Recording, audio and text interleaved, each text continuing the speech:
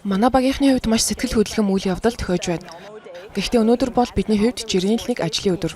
Бид үйл ажиллагаагаа эхлүүлсэн эхний өдрөөсөө тавьсан зорилгодоо хүрэхийн тулд бүх нөөцөө зарцуулах болно. Химэл оюуныг хүмүүр төртөмжтэй болгох нь бидний зорилго. Юун төрөнд AGI гэж юу вэ гэвэл ерөнхий химэл оюун. Бид хамгийн сүүлийн үеийн технологийн суурь загварыг дэлхийн нийтэд хүргэхийг зорж байна. Энэ хүрээнд бид сүүлийн бараг 4 жилийн турш жил бүр шинэ технологийн нээлтүүд хийж байна. Дээд зэрэглэлийн технологийн шийдлүүдийг хүн бүрийн хэрэглээ болгохыг зорж байгаа.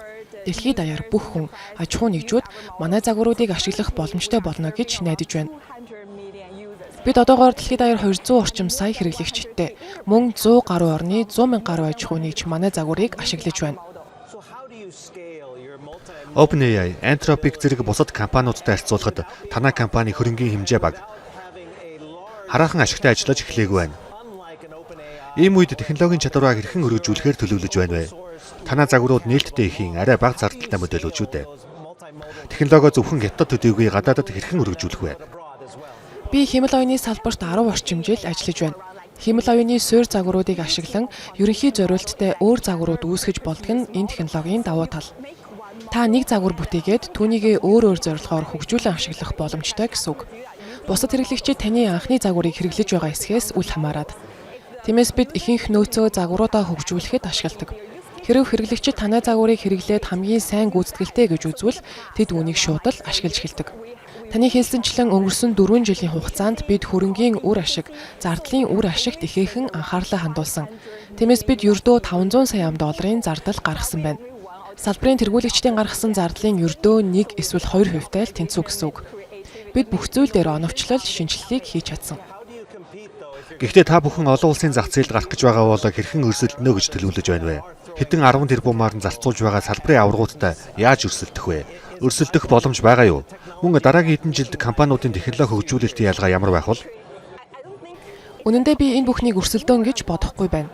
Дэлхийд даяар авиац чадвартай хүмүүс химэл оюуны хөгжлийг хурцсгаж байна. Тэд технологийн нээлтийг нийгэмд эцсийн хэрэглэгчдэд хүргэдэг.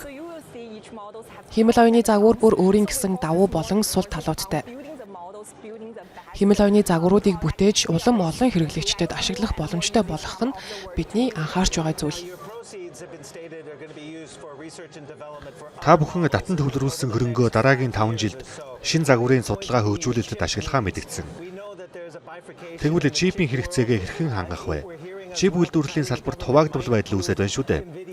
Хятадын засгийн газар энэ үйлрэлд NVIDIA-гийн H200 чипийг импортлох зөвшөөрөл олгож магадгүй байна. Гэхдээ та бүхэн загваруудаа сурахад үүнээс илүү дэвшилтэд чип хэрэгтэй юу? Өндөр өсөлттэй салбар бүрд шинэ технологи гарч ирэхэд бүх стартап компаниуд нөөцийн хязгаарлалттай тулгардаг. Чипийн хомсдол тооцооллын системийн хязгаарлагдмал байдал нь бэрхшээлүүдийн зөвхөн нэг хэсэг юм. Өнгөрсөн хугацаанд манай загварын гүйцэтгэл сайн байсан. Мөн бидний нөөцч тогтвортой байсан. Бид чипийн нийлүүлэлтээ хаанаас ч хийх боломжтой. Бидний хувьд одоогоор судалгаа хөгжүүлэлт болон суурь загваруудаа илүү их анхаарч байна. Хөгжүүлэлтийн үе шатанд бидэнд хамгийн сайн тохирох чипүүдийг ашиглана. Танайх чипийн эрэлтээ дотоодын компаниудаас хангахаар зорж байна уу эсвэл NVIDIA-гаас чип худалдаж авах уу? Бидний хөрөнгө оруулалтын үр ашиг маш өндөр бөгөөд бид зардлыг үр ашигтай байлгахад ихээхэн анхаардаг. Тиймээс ямар төрлийн чип байх нь хамаагүй. Аль чип бидэнд хамгийн сайн хөрөнгө оруулалтын өгөөж өгөх вэ?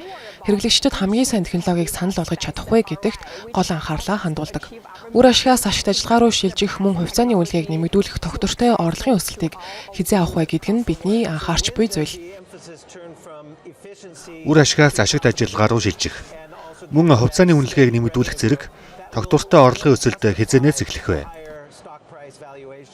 Бид үр ашгийг дээшлүүлэх тал дээр маш их судалгаа хөгжүүлэлт, инновац зарцуулсан. Та бүхэн манай API буюу хэрэглээний програмчлалын интерфейсийг харвал нийт ашигтай харьцах харьцаа нь 65%-аас дээш байгаа. Энэ нь олон улсын хэмжээнд хамгийн өндөр үзүүлэлтүүдийн нэг юм. Тиймээс бид хамгийн сайн технологи, хамгийн сайн хэрэглэгчийн туршлагыг бий болгоход илүү анхаарлаа хандуулдаг. Хүмүүс хамгийн сайн гүйцэтгэлтэй загварт мөнгө төлөхдөө дуртай байх болно. Өөр загваруудын тухай ярихад танайх олон төрлийн химэл оюуны загвар санал болгож байгаа нь үнийн дайнд өртөмтгий болно гэсэн үг шүү дээ. Зардлаа бууруулахын зэрэгцээ өрсөлдөөнд дэсэж үлдэх шаардлагатай учраас зарим хүмүүс үнийг боломжгүй гэж байна. Өрсөлдөөн ширүүн байгаач танах тэсэж үлдсэн цөөн компаниудын нэг. Гэхдээ стартапууд төдийгүй Alibaba, ByteDance, Tencent болон бусад томоохон тоглогч байна.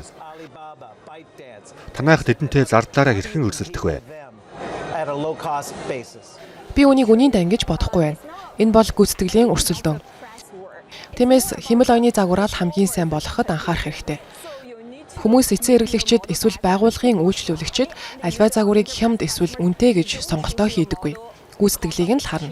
Тиймээс энэ бол өрсөлдөөний гол түлхүүр юм.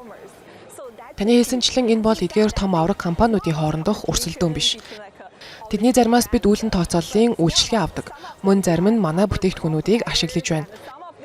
Тиймээс энэ бол өрсөлдөөн биш, хамтын ажиллагаа юм. Эдгээр бүх компаниуд хэмэл оюуны суурь загваруудыг дэлхийд даяар хөгжүүлж байгаа. Тэгэхээр гадаадад өргөжих боломжтой зах зээлүүд нь хаана байх вэ? Учир нь гадаадад үйл ажиллагаа тэлэх нь том сорилт байх болно, тийм үү?